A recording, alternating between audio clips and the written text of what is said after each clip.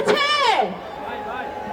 5ই August, 3ই August আমরা দেখেছিলাম এইসব চত্বরে এই ধরনের মানুষের উপস্থিতি, কিন্তু তখন আমাদের ভয় ছিল, স্নাইপারদের গুলি ছিল, শেখ হাসিনার পোষা কুত্তাদের হামলা ছিল। স্বাধীন বাংলাদেশে আজকে আমরা এখানে উপস্থিত হয়েছি প্রশ্ন সংগ্রাম, প্রশ্ন সংগ্রাম, দালালি নয় রাজপথ, দালালি নয় রাজপথ। রাজপথে থেকে আমরা প্রমাণ করে দিয়েছি দালালদের ভবিষ্যৎ খুব একটা ভালো হয় না।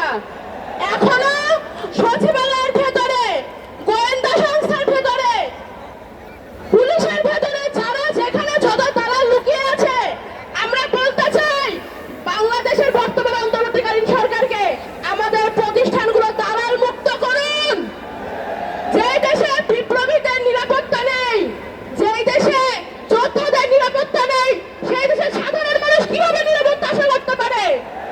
এখন পর্যন্ত দেশের আনাচে কানাচে যেখানে জুলাই বিপ্লবের যত নেতাপড়া হামলা হয়েছে, হুমকি হয়েছে, প্রত্যেকটার বিচার করতে হবে, এই নিরাপত্তা নিশ্চিত করতে হবে।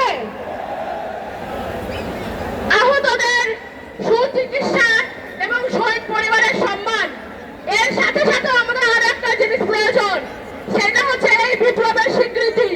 আমরা আজকে এখান থেকে বলতে চাই, সরকার যেহেতু দায়িত্ব নিয়েছে, রাষ্ট্র যেহেতু দায়িত্ব নিয়েছে, অতি দ্রুত আমাদের প্রক্লেমেশন দিতে হবে। জুলাই বিপ্লবের ঘোষণাপত্র আপনারা শুনতে চান? জুলাই বিপ্লবের ঘোষণাপত্রের সাথে সাথে আমাদের অধিকারও লাগবে। 30 বছর হয়ে গিয়েছে ছাত্র সংসদ, ছাত্ররা ভোট দিতে পারে নাই। দেশের আনাচে কানাচে প্রত্যেকটি প্রতিষ্ঠানে যেখানে যেখানে ছাত্র সংসদ আছে, সব জায়গায় ভোট দিতে হবে, ডাকসু দিতে হবে, রাকসু দিতে হবে, চাকসু দিতে হবে। আপনারা কি ভোট দিতে চান কিনা? বেশি কিছু বলার নেই। মানুষের উপস্থিতি দেখে, জনসমুদ্রের ঢল দেখে আবেগ আপ্লুত হয়ে যাচ্ছি। আপনারা যারা কষ্ট করে দেশের বিভিন্ন